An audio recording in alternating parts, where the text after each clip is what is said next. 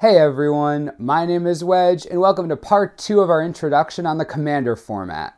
Last week we discussed the deck building rules and basics for the Commander format.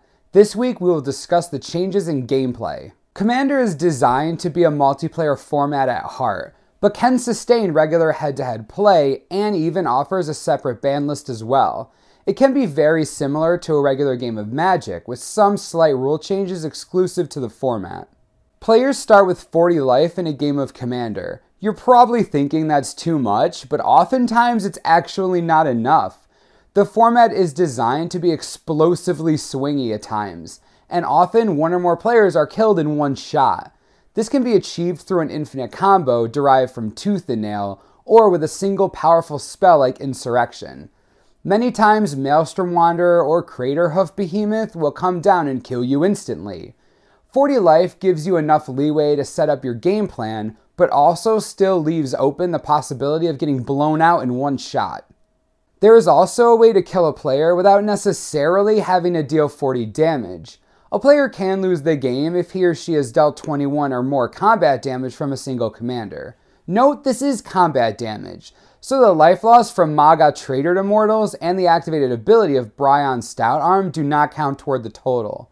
Some commanders such as Ural the Miststalker, Karthus Tyrant of Jund, and Gisela Blade of Golden Knight can handily deal 21 damage to multiple players over the course of a single game, and players tend to build around these creatures.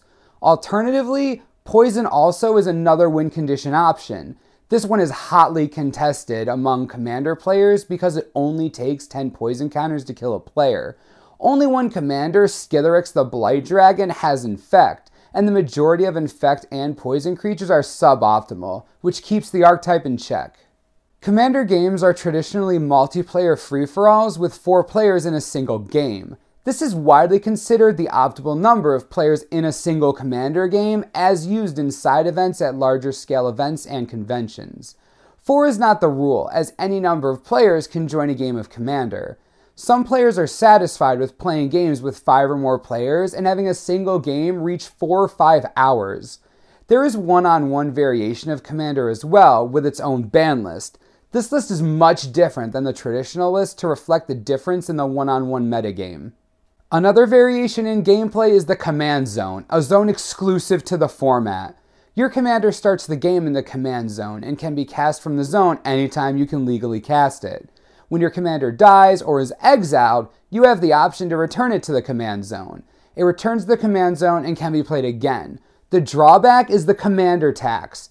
Your commander costs 2 more mana to cast from the Command Zone for each time you cast it from there that game. For example, Savra Queen of the Golgari costs 2 colorless, a black, and a green to cast from the Command Zone, and then dies to go for the throat. If you put it back in the Command Zone, Savra now costs 4 colorless, a green, and a black. The third time, Savra will cost 6 colorless, a green, and a black, and so on. You're probably wondering why everyone wouldn't just play the cheapest commander, considering the Command Zone rule. While Sharam the Hegemon and Iona Shield of Emeria are generally harder to cast than Edric Spymaster of Trest, the format is designed to be slower and maintain prolonged board states, so recasting expensive commanders isn't completely unmanageable.